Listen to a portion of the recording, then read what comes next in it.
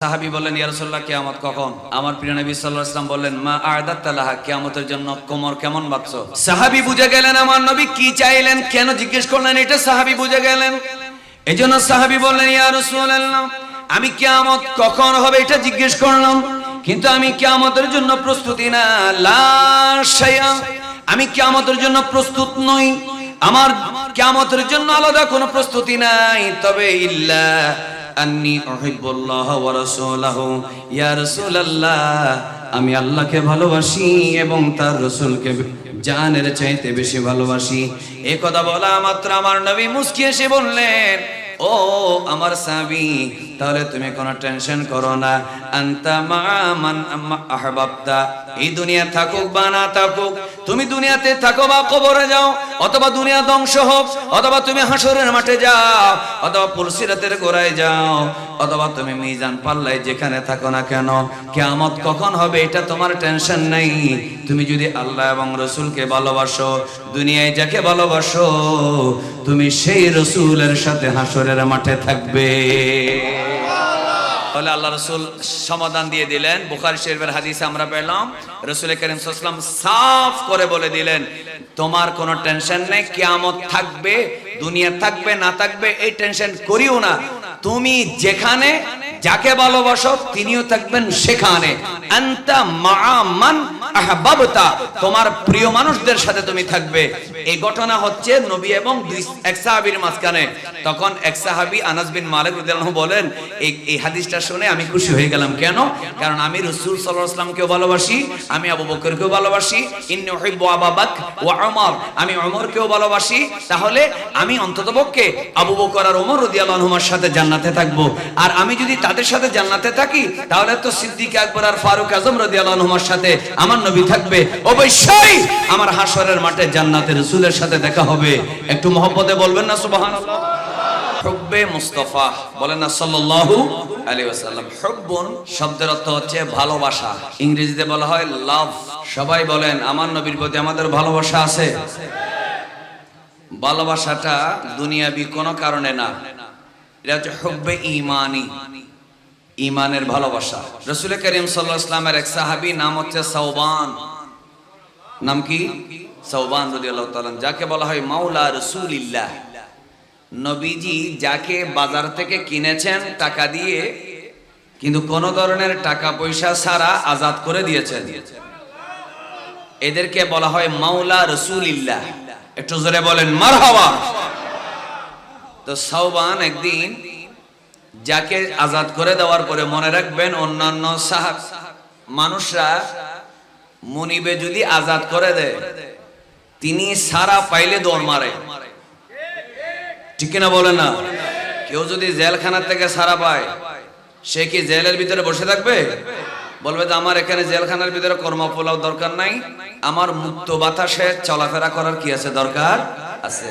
কিন্তু আমার নবীজির জেলখানা, আমার নবীজির ভালোবাসার পিঞ্জর, এটা এমন একটা বিষয়, একবার যে নবীর ভালোবাসার পিঞ্জরায় যে বন্দী হয়, সে সহজে মুক্তি চায় না। সে বলে, ইয়া রাসূলুল্লাহ, আপনার গোলাম হয়ে থাকতে চাই। একটু মহব্বতে বলেন মারহাবা। শুনেন তো, সাওবান রাদিয়াল্লাহু তাআলা তিনি আমার নবীর দরবারে এসে কদমের মধ্যে বসলেন, বসে চেহারা কালো করে আছেন। তো আমি আপনাদের কাছে জানতে চাই, সব আমার দিকে দেখবেন আপনারা, প্লিজ। আপনারা আমার সামনে যারা আছেন, আমার সামনে যারা, আপনারা ডানে বামে দেখতেছেন, সমস্যা কি? এই ভাইরা কি, ওনার কি সমস্যা? কি কোন অসুবিধা আছে? ওইদিকে কেউ আসতেছে? হ্যাঁ, আপনারা এইভাবে একজন একজনের সাথে কথাবার্তা বললে আমার ভয় পাবো তো, কারণ এখন তো কে লাঠি নিয়ে আসতেছে এই ভয় আছে সবসময়। এখন আপনি যদি বলেন এই মার, ও যদি মারি দে, এই ডরে আমি আপনার দিকে চাই আছি। কেউ মারবেন? কথা বলেন না। আপনারা কে মারবেন? এটা কি? মিলাদুন নবীর মাস। আমার নবী হচ্ছে, জোরে বলেন না রাহমাতুল লিল, আওয়াজ করে বলেন রাহমাতুল লিল।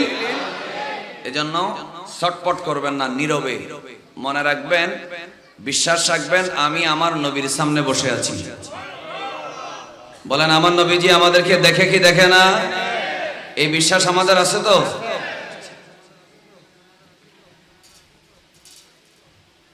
সাওবান আমার নবীর দরবারে বসে কাঁদতেছেন। তো হঠাৎ করে রাসূল করিম সাল্লাল্লাহু আলাইহি ওয়াসাল্লাম জিজ্ঞেস করলেন, সাওবান তুমি কাঁদছো কেন? বলে, ইয়া রাসূলুল্লাহ, আমি খুব চিন্তায় আছি, পেরেশানিতে আছি।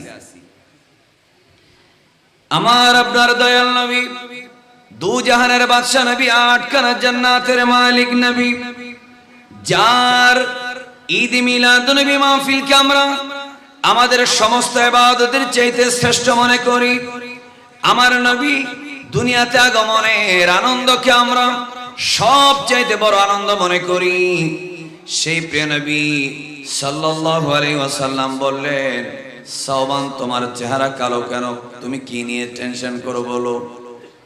বলে, ইয়া রাসূলুল্লাহ, আমার চিন্তার কারণ হলো আমি আর দুনিয়ার জমিনে যখনই আপনার সামনে বসি আমার সমস্ত দুঃখ চলে যায়।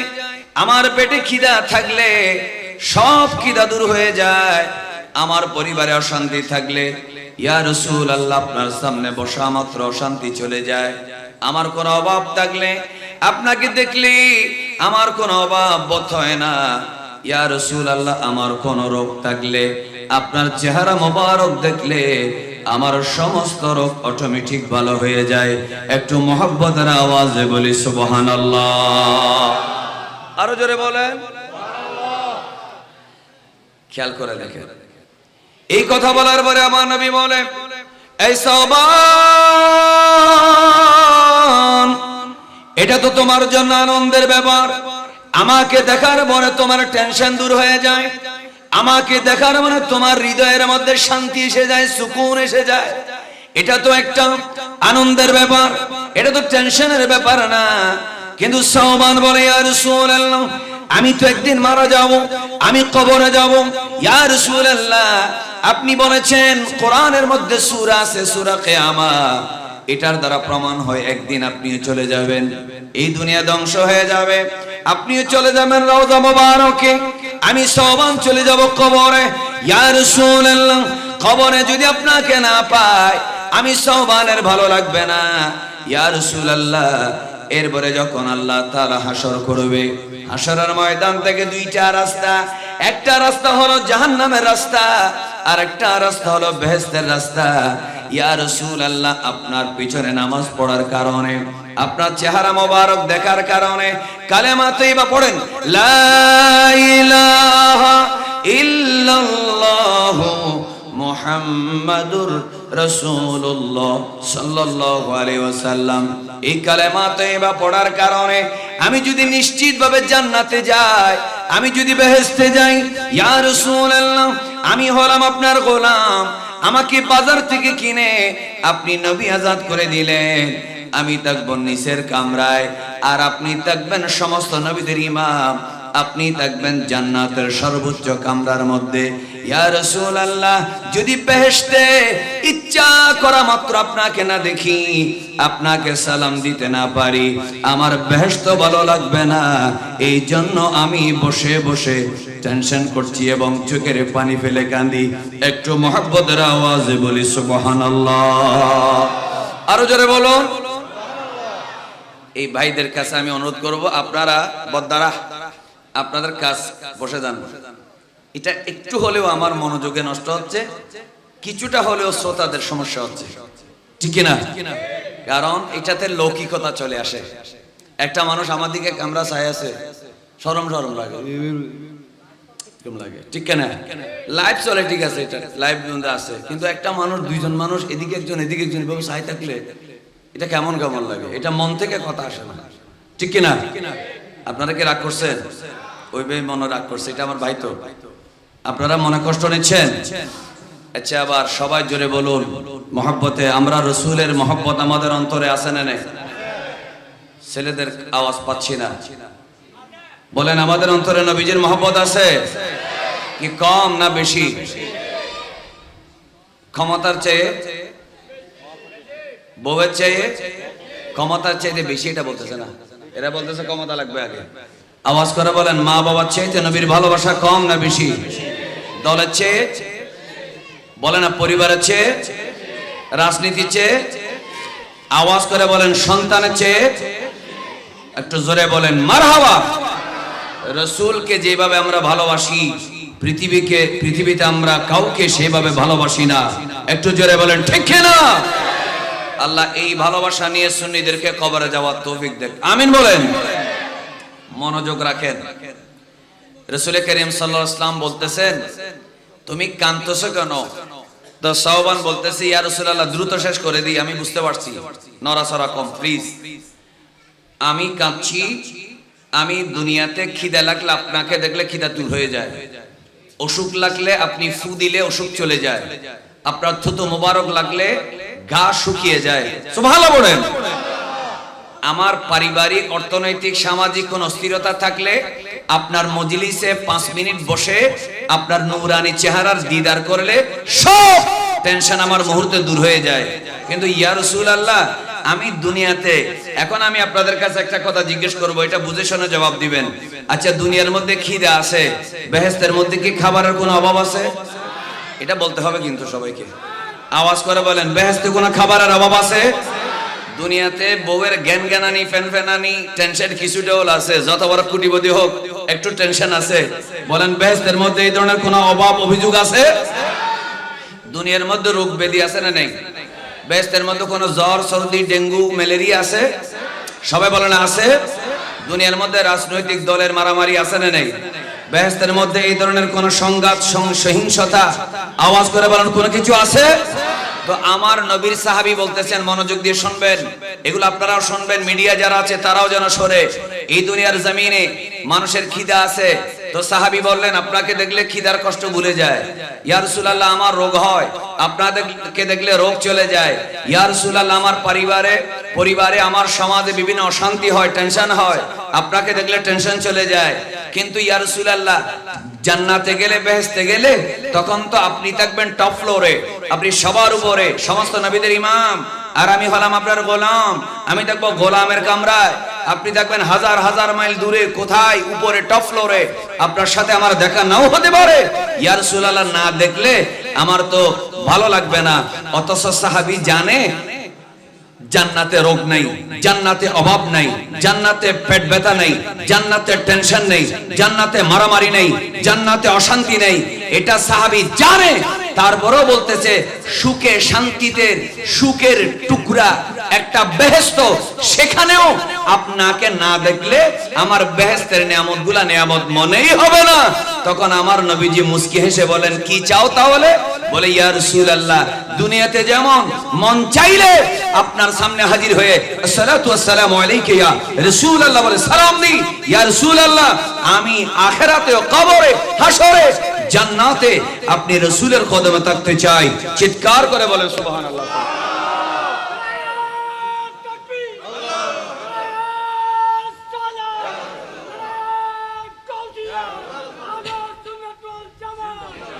দেখি একবার সবাই মহব্বতে বলেন, আমরা কবরে নবীকে চাই,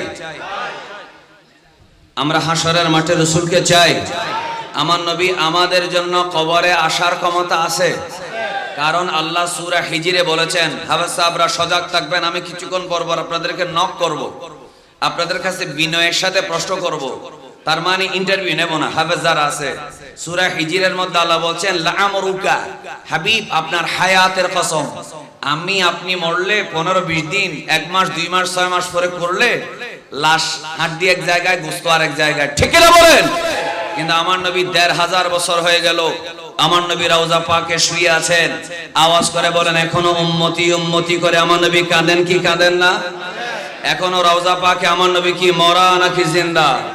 যারা নবীকে জিন্দা মানেন সবাই একবার ডান হাত তুলে বলেন ইয়া রাসূলুল্লাহ, এইভাবে বলেন ইয়া রাসূলুল্লাহ, 2 হাত তুলে বলেন ইয়া রাসূলুল্লাহ, ইয়া রাসূলুল্লাহ। হাত নামান। আল্লাহ আমাদের সবাইকে নবীজির কদমে দুনিয়া আখিরাতে থাকার তৌফিক দেন, আমিন বলেন। রাসূল করিম সাল্লাল্লাহু আলাইহি ওয়াসাল্লাম বললেন আখিরাতের টেনশন নেই, সব ঠিক আছে, তুমি আমার সাথে থাকতে চাও? বলে জান্নাতের টেনশন না থাকলেও আপনাকে না দেখলে ভালো লাগবে না। আমার নবী মুস্কি হেসে বলে, বেশ যদি আমাকে দেখতে চাও তাহলে একটু অপেক্ষা করো। এই অপেক্ষা করতে দেরি, এই কিছুক্ষণের মধ্যেই আল্লাহ তাআলা জিবরাইল আলাইহিস সালামকে আমার নবীর দরবারে পাঠিয়ে দিলেন। একটু জোরে বলবেন না সুবহানাল্লাহ। জিবরাইল আলাইহিস সালাম এসে গেলেন, আসার পর সালাম দিলেন, আমার বায়ান সবাই মহব্বতের আওয়াজে একসাথে সওয়াবের আশায় পড়ি আসসালাতু ওয়াসসালামু আলাইকা ইয়া রাসূলুল্লাহ আসসালাতু والسلام عليك يا حبيب الله الصلاة والسلام عليك يا رحمة لل জিবরাইল আমিন রাসূলুল্লাহ সাল্লাল্লাহু আলাইহি ওয়াসাল্লামের দরবারে আসলেন। আসার পরে বলে, ইয়া রাসূলুল্লাহ, আবেদন জানাইলো একজন, পাইয়া গেল সবাই। সুবহানাল্লাহ। চট্টগ্রাম প্রেস ক্লাবের সামনে অথবা ঢাকা প্রেস ক্লাবের সামনে 100 জন শিক্ষক একটা ব্যানার নিয়ে দাঁড়াইলো, বলল, মাননীয় সরকার আমাদের বেতন বাড়াতে হবে। অথবা গার্মেন্টসের শ্রমিকরা 100 জন 200 জন একটা ব্যানার নিয়ে দাঁড়ালো, মিছিল করলো, বলল আমাদের বেতন বাড়াইতে হবে। কিন্তু বেতন যখন বাড়লো, আওয়াজ করে বলেন 200 জনের নাকি সবার? আরো জোরে বলেন। আন্দোলন করলেন 200 জন, গরম পানি খাইলেন 200 জন, পুলিশের লাঠির বাড়ি খাইলেন, কিন্তু বেতন বাড়লো। কানলেন সাওবান, ইয়া রাসূলুল্লাহ, জান্নাতে আপনার সাথে থাকতে চাই, দুনিয়াতে ব্যথা লাগলে আপনার চেহারা দেখি। আমার নবীকে বলে, ইয়া রাসূলুল্লাহ, আখিরাতে জান্নাতে না দেখলে আমার ভালো লাগবে না। বেহেশতের মধুর নহর, আসাল, লবণ, দুধের নহর, মা পানির নহর, খামার শরাবের নহর আমার ভালো লাগবে না। এমন সময় আমার আল্লাহ জিবরাইলকে পাঠিয়ে দিয়ে বড় চমৎকার করে বলেন, আল্লাহ রাব্বুল আলামিন বলেন, ওয়া মাইয়ুতিল্লাহ ওয়ার রাসূল, যে ব্যক্তি আল্লাহ এবং রাসূলকে ভালোবাসার সাথে তাআত করে, আল্লাহর কথা মানে, রাসূলুল্লাহর আনুগত্য করে, এই আনুগত্য শুধুমাত্র কথা মানলে হবে না। এই দুই ধরনের কর্মচারী দুনিয়ার মধ্যে আছে। এক ধরনের কর্মচারী আছে বেতনের জন্য চাকরি চলে যাবে এই জন্য ডিউটি করে, আর কতগুলা কর্মচারী আছে যারা কাজের মালিকের কাজকে ভালোবাসার কারণে, রিজিকের জায়গার কারণে ভালোবেসে কাজ করে। একটু জোরে বলেন আছে না নেই? আরো জোরে জোরে বলেন আছে না নেই? কিছু মাস্টার আছে যারা ক্লাসে ছেলেদেরকে পড়ায়, মনে করে আমার চাকরির টাইম শেষ, 5টা শেষ। আবার কিছু মাস্টার আছে বলে, অঙ্ক বুঝো না বা ইংরেজি যেই সাবজেক্টে বুঝো না, আমাকে ফোন করবা, বাসায় যাবা, তাহলে আমি তোমাকে বুঝিয়ে দেব। এটা হলো ভালোবাসা। ঠিক কিনা বলেন? রাসূল করিম সাল্লাল্লাহু আলাইহি ওয়াসাল্লাম বলেন, আমার সাহাবান শোনো, তোমার দাবির কারণে একজনে দাবি করলাম, পৃথিবীর সবাই পেয়ে গেল, আরবের সাহাবীরা পেয়ে গেল, মক্কার সাহাবীরা পেয়ে গেল, মদিনার সাহাবীরা পেয়ে গেল, বাংলার জমিনের মুসলমানরা পেয়ে গেল। কিয়ামত পর্যন্ত সব মুসলমান যার কলিজার মধ্যে আমি নবীর মহব্বত থাকবে, আমার আল্লাহ সবাইকে বলে দিলেন, আল্লাহ এবং রাসূলকে যদি ভালোবাসার সাথে কেউ যদি ইতাআত করে, আল্লাহ তাআলা বলে, ফাউলাইকা মাআল্লাযীনা আন'আমাল্লাহু আলাইহিম মিনান নাবিয়িনা ওয়াস-সিদ্দীকিনা ওয়াশ-শুহাদা'i ওয়াস-সালিহিন। একটু গলা ছেড়ে জোরে জোরে কি বলা যাবে না সুবহানাল্লাহ? আরো জোরে বলেন। আল্লাহ রাব্বুল আলামিন বলেন, জিবরাইল আমার নবীর কাছে গিয়ে বলে দাও, শুধু সাওবান নয়, কিয়ামতের আগে একজন ইমানদার যদি অন্তরে রাসূল পাক সাল্লাল্লাহু আলাইহি ওয়াসাল্লামের ভালোবাসা রাখে, জানের চাইতে যদি রাসূলুল্লাহকে বেশি ভালোবাসে, আমি আল্লাহ তাআলা গ্যারান্টি দিয়ে দিলাম, নিশ্চয়তা দিয়ে দিলাম, ওই উম্মত ওই উপরে আর নিচে ব্যবধান থাকবে না। ওই প্রেমিক যেখানে, রাসূল থাকবে সেখানে। আরো জোরে বলেন। हमने आँखों से देखा नहीं है मगर उनकी तस्वीर सीने में मौजूद है। तो জোরে বলেন না সুবহানাল্লাহ। আমার আগে যিনি আলোচনা করেছেন উনি ভালো নাত পড়েন, আর শক্তিও মাশাআল্লাহ। ওনার যেহেতু বয়স কম, গলার পাওয়ার থাকবে, এটা স্বাভাবিক। আমি একটু পড়তেছি, যদি রাসূলের প্রেম থাকে আপনাদের খারাপ লাগবে না, ভালোই লাগবে। বলেন না ইনশাআল্লাহ? মনে রাখবেন ফুরান সাইল কিন্তু বাতে পারে, ঠিক কিনা? কি অসুবিধা লাগতেছে? हमने आँखों से देखा नहीं है मगर, बोलें, हमने आँखों से देखा नहीं है मगर उनकी तस्वीर सीने में मौजूद है, जिसने लाकर कलाम इलाही दिया वो मोहम्मद मदीने में मौजूद है। जुरे बोले ना मरहबा। फूल खिलते हैं, फूल खिलते हैं, पढ़ पढ़ के सल्ले अला, फूल खिलते हैं, पढ़ पढ़ के सल्ले अला, झूम कर कह रही है ये बात सबा, ऐसे खुशबू चमन के, ऐसे खुशबू चमन के गुलों में कहा जो नबी के पसीने में मौजूद है। অসুবিধা লাগতেছে? মহব্বত লাগলে একটু মহব্বতের আওয়াজে বলেন তো দেখি সুবহানাল্লাহ। এটা হচ্ছে রসুলের আশেকদের কথা। নবী এখনো মদিনায় আছে, কথা বলেন, এখনো আছে, ইমানদারের হৃদয়ে আছে। এই জন্য বলতেছে, এগুলো আগের নাতগুলো তো আপনারা শুনেছেন, এগুলো লেটেস্ট যারা লিখেছেন এরা আর কি উর্দু শায়েররা। রসুল করিম সাল্লাল্লাহু আলাইহি ওয়াসাল্লাম আমাদের চোখে আমরা দেখি নেই, কিন্তু আমাদের কলবের মধ্যে রসুল আছে। এজন্য আল্লাহ তাআলা বললেন, হাবিব, সূরা নিসার 69 একটা আয়াত, একটা আয়াতের পর একটা হাদিস, এরপর আরেকটা আয়াত, এভাবে আমরা পড়তে থাকবো। চমৎকার, যদি আপনাদের ধৈর্য থাকে অল্প সময়ের ভিতরে 2-3টা ঘটনা ইনশাআল্লাহ আপনাদেরকে বলবো, আপনারা বুঝতে পারবেন নবীর প্রেম যাদের আছে সুন্নিরাই জান্নাতি। এই বিশ্বাস আপনাদের আছে না? না। তো রাসূল করিম সাল্লাল্লাহু আলাইহি ওয়াসাল্লামের কাছে জিবরাইল আয়াত তেলাওয়াত করলেন, তাড়াতাড়ি বলে দিই, ফাউলাইকা মাআল্লাযিনা আনআমা আল্লাহু আলাইহিম মিনান নাবিয়্যিন, যার অন্তরের আল্লাহর মহব্বত আছে, আল্লাহর কথা মানেও মহব্বত আছে, আবার আসসালাতু খায়রুম মিনান নওম বললে ঘুমাই থাকে না, ফজর নামাজ পড়ে, সুবহানাল্লাহ বলে না কেন? মহব্বত আছে, আবার দাড়িও রাখে, রাসূল করিম সাল্লাল্লাহু আলাইহি ওয়াসাল্লামের সুন্নত কি করে আদায় করে, ঠিক কিনা বলেন না? অর্থাৎ আল্লাহ এবং রাসূলের কথা মানে, ফরজ ওয়াজিব সুন্নাত পালন করে, সুদ খায় না, ঘুষ খায় না, হারাম খায় না, জানা ব্যভিচার করে না, ইফতিজিং করে না, ওজনে কম দেয় না, মানুষকে ঠকায় না। এই সমস্ত মানুষ কেমন?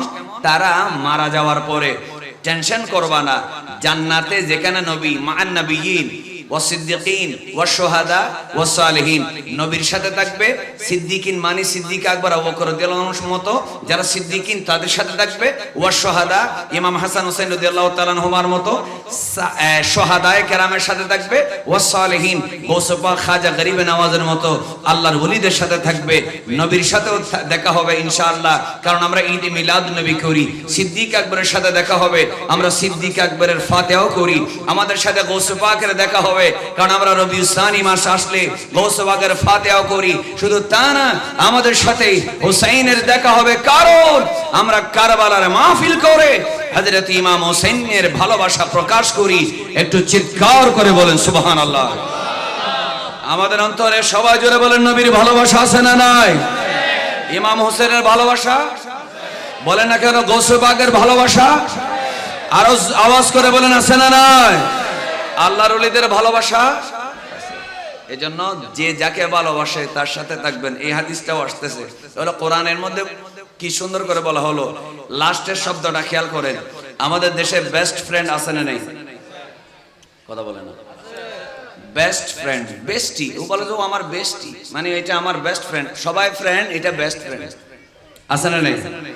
আল্লাহ বলতেছে বেস্ট ফ্রেন্ড, ফ্রেন্ড সবাই ফ্রেন্ড।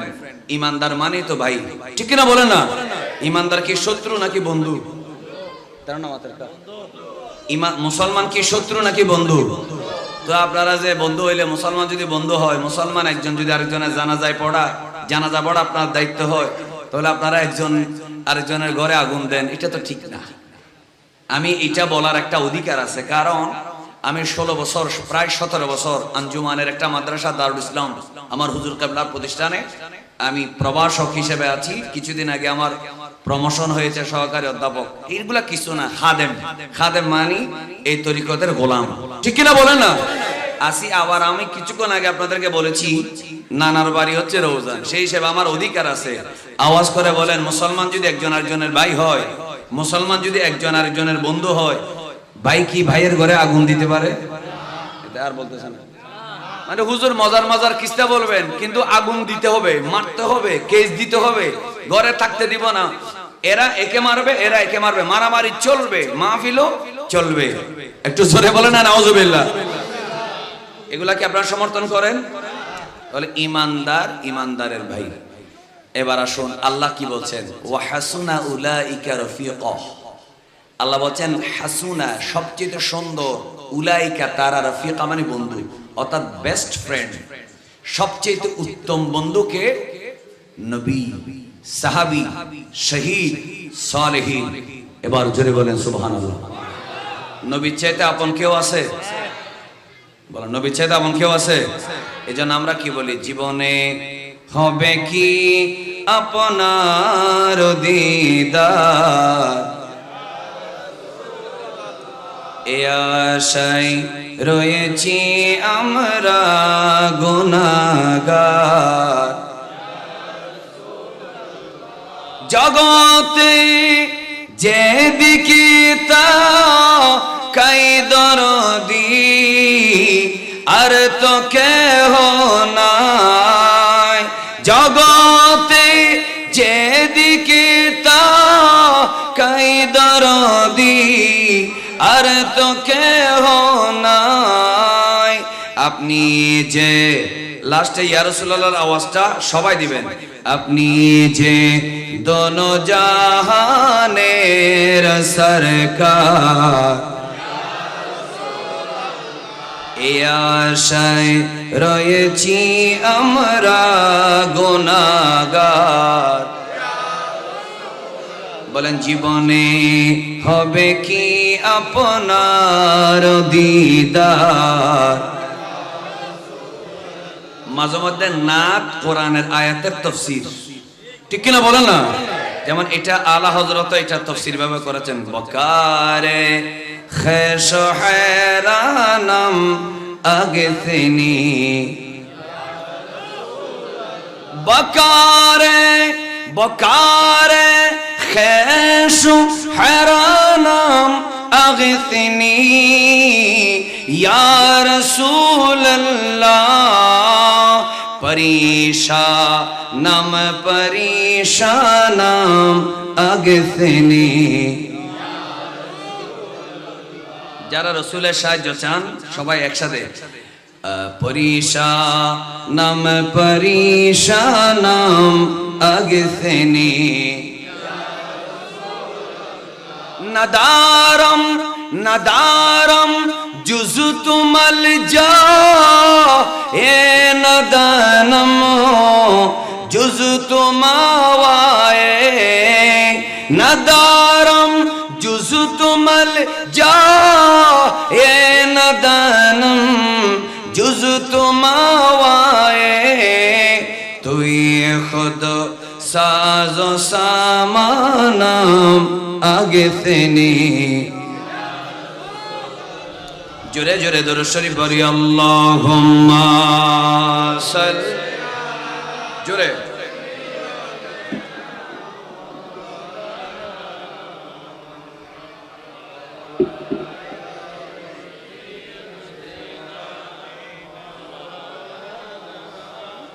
আচ্ছা, তাহলে আমরা সূরা নিসার 69 নম্বর আয়াতে পেলাম। এদিকে দেখলে আমি তাড়াতাড়ি কথা শেষ করতে পারবো। নবীরা উত্তম বন্ধু, সাহাবীরা। তার মানে আপনি নবীকে বন্ধু বলবেন না। আল্লাহ বলতেছে তুমি যদি বন্ধু বানাতে চাও, সবচেয়ে তোমার আপন হচ্ছে নবী, সবচেয়ে আপন হচ্ছে সিদ্দিকিন, সবচেয়ে আপন হচ্ছে সোহাদা, সবচেয়ে আপন হচ্ছে সালেহীন। এই কথাটা আল্লাহ কি সুন্দর করে বলতেছেন। যারা আরবি গ্রামার জানেন ওরা বুঝবেন। ওয়া হাসুনা উলাইকা রফিকা। আরবের মধ্যে গেলে আরবের অনেক লোকেরা বাঙালিদেরকে ডাকে রফিক, তাল তাল। রফিক মানে বন্ধু, হাবিবি তাল এদিকে আসো।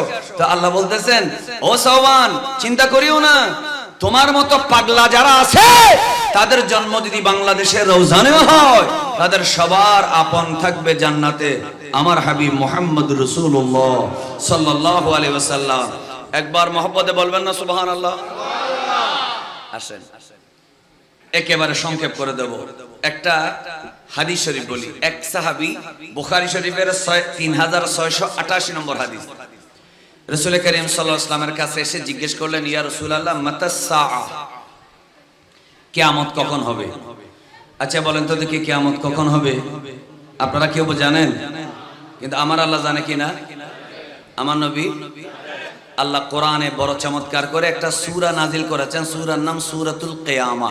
আমি সেই সূরা থেকে 2-3টা আয়াত পড়ি, তো বুঝতে পারবেন কিয়ামত কত ভয়াবহ হবে। আল্লাহ রাব্বুল আলামিন বলেন, ইদা, সূরা কিয়ামতটা বলি, লা উকসিমু বিয়াউমিল কিয়ামাতি ওয়া লা উকসিমু বিন নাফসিল লাওয়ামা আয়াহসাবুল ইনসানু আল্লান নাজমা'a 'ইযামা বালা কাদিরিনা আলা আন নুসাউইয়া বানানা। আমার রওজানের বাইরে এই যে গোষ্ঠী এলাকার, এই হামজার পাড়া এলাকার বাইরা, আমার মুরব্বীরা, এখনো যদি আপনার নিঃশ্বাস চলে যায়, আপনার মওতের সময়টা আপনার জন্য কিয়ামত। কিন্তু এই দুনিয়া একদিন ধ্বংস হয়ে যাবে, এই গ্যারান্টি কোরআনে আছে না নেই? আওয়াজ করে জোরে বলেন, আছে না নেই? 1 বিঘত জায়গার জন্য, 1 লাখ টাকার জন্য, সামান্য কিছুদিনের সুখ শান্তির জন্য স্বামী স্ত্রীর মধ্যে, ভাই ভাইয়ের মধ্যে, বিভিন্ন নেতা কর্মীর মধ্যে মারামারি হয়, মুসলমানে হয়, অন্য ধর্মের সাথে হয়। কিন্তু আমার আল্লাহ রাব্বুল আলামিন বলে, বান্দারে দুনিয়াটা স্থায়ী ঠিকানা মনে করো না। আমি আল্লাহ তাআলা কোরআনে একটা সূরা নাজিল করলাম, ওই সূরার নাম কিয়ামা। আমি আল্লাহ সূরা কিয়ামার মধ্যে কিয়ামতের দিনের কসম করেছি। একটু জোরে জোরে বলি সুবহানাল্লাহ। আরো জোরে বলুন। কিয়ামতের দিনের কসম করার পরে আল্লাহ রাব্বুল আলামিন বলেন, ওয়ালা উকসিমু বিন নাফসিল লাওয়ামা। আল্লাহ বলে, আমি সেই নফসের কসম করলাম যেই ব্যক্তি কিয়ামতের দিনে নিজেকে নিজে তিরস্কার করবে, বলবে আল্লাহ আমাকে হামজার পাড়া ঈদগাহ ময়দানে মানুষ আলেম ওলামারা বলেছিল নামাজ পড়ার জন্য। এই মসজিদের খতিব সাহেব মাওলানা শিহাবুদ্দিন সুলতানী সাহেব প্রতি জুমার মধ্যে বলেছিল ইবাদত করার জন্য, বেবিচার না করার জন্য, কাবিরা গুনাহ না করার জন্য, ইবাদত করার জন্য, সুদ না খাওয়ার জন্য, ঘুষ না খাওয়ার জন্য, কবরের চিন্তা করার জন্য, মা বাবার খেদমত করার জন্য, ফজরের নামাজ সূর্য উদয়ের আগে পড়ার জন্য আমাকে প্রতিদিন বলেছিল। লোভ না করার জন্য বলেছিল, ঘুষ নিও না বলেছিল, সুদ খাইও না বলেছিল। আমি তো শুনি নাই। ও আল্লাহ, মনে করেছিলাম দুনিয়াটা স্থায়ী ঠিকানা। আমি মরে গেলে আমার ছেলে খাবে, আমার ছেলে মারা গেলে নাতি খাবে, বংশ পরস্পরায় যে সম্পদের পাহাড় বানাইলাম এরা খাবে। আল্লাহ আমি তো বুঝি নাই, আমি আলেম ওলামার কথা শুনি নাই। আল্লাহ এখন তো দেখি সূর্যের আলো নিভে গেল, এখন তো দেখি সূর্যের সাথে চাঁদের টক্কর লেগে গেল, এখন তো দেখি আসমান ভেঙে গেল, এখন তো দেখি পাহাড় গুলা ধসে গেল, এইভাবে সাগরের পানি গুলা শুকিয়ে গেল। আল্লাহ, ওগো আল্লাহ, আমি তো বড় ভুল করে ফেলেছি। আল্লাহ বলে, ওয়ালা উকসিমু বিন নাফসিল লাওয়ামা। যারা নিজের নফসকে নিজেকে নিজে তিরস্কার করবে, আমি আল্লাহ সেই নফসেরও কসম করেছি। একটু জোরে জোরে বলি সুবহানাল্লাহ। সবার মনোযোগ আছে? কথা বলেন, সবার মনোযোগ আছে? তাহলে সবাই একবার দেখি উচ্চ স্বরে বলেন তো দেখি, এই দুনিয়া বানাইলো কে? সবাই একসাথে বলেন, এই দুনিয়া আবার ধ্বংস করবে কে? শেষ করে দিবে আল্লাহ। কেন আল্লাহ বলছে কিয়ামতের দিনের কসম? আল্লাহকে জিজ্ঞেস করেন, আল্লাহ কেন বলেছো তুমি কিয়ামতের দিনের কসম, আবার কেন বলতেছো সেই নফসের কসম, ওয়ালা উকসিমু বিন নাফসিল লাওয়ামা, যে নফস নিজেকে তিরস্কার করবে, কেন নামাজ পড়ি নাই, কেন সুদ খাইছি, কেন মানুষের জায়গা দখল করেছি, কেন মনে করেছিলাম ক্ষমতা চিরস্থায়ী। আল্লাহ আলেম ওলামার কথা শুনলে এদেরকে আমরা মনে করেছিলাম 2 টাকার মোল্লা, কি জানে এরা, রাজনীতি বুঝে না, সমাজনীতি বুঝে না, ক্ষমতা জানে না, ভোট পায় না, সংসদে যেতে পারে না, এদের কথা কেন শুনবো, মনে করেছিলাম ক্ষমতা স্থায়ী, মনে করেছিলাম আমি অনেক বড় সালাক। আলেম ওলামার কথা শুনলে আজকে কিয়ামতের ময়দানে আমাকে আফসোস করতে হতো না। আল্লাহ বলে সেই দিন তুই আফসোস করবি, এজন্য আমি কিয়ামতের দিনের কসমও করলাম, নফসে লাওয়ামারও আমি আল্লাহ কসম করেছি। একটু মহব্বতের আওয়াজে বলেন না সুবহানাল্লাহ। আমাদের মরণ নিয়ে চিন্তা আছে না নেই? থাকার দরকার আছে না নেই? যাদের নেই তারা চিন্তা করেন এই দুনিয়া থাকবে, আবার বলে না এই দুনিয়া থাকবে, সব ধ্বংস হয়ে যাবে। এরপর আল্লাহ বলেন আয়াহাসাবুল ইনসানু আল্লান নাজমা ইযামা, মানুষ কি মনে করেছে আমি তার হাড্ডিগুলা জমা করতে পারবো না? খেয়াল করেন, মানুষ কি মনে করেছে? তখনকার কাফেররা কি বলতো জানেন? শুনেন, কিছুদিন আগে একটা লাশকে তুলে কবর থেকে ফোরাই দেওয়া হলো না? এটা কি ভালো করেছে না খারাপ করেছে? একটা মানুষ মারা গেলে তার হিসাব কার কাছে? আল্লাহ রাসূল সাল্লাল্লাহু আলাইহি ওয়াসাল্লাম হাদিস শরীফে বলেছেন লা ইউআযিবু বিন নার ইল্লা রাব্বুন নার, যিনি আগুন বানাইলেন তিনি আগুন দিয়ে মানুষকে শাস্তি দিতে পারবে, অন্য কেউ আগুন দিয়ে শাস্তি দেওয়া কি নাই, জায়েজ নাই। এটা হাদিস শরীফে আছে। তারপরে আবার আরেকটা হাদিস আছে, কোন মানুষ যখন আল্লাহর কাছে চলে যায়, সে ইহুদি নাসারা খ্রিস্টান যাই হোক না কেন, তার শরীরের উপরে আঘাত করার কোনো সুযোগ নাই।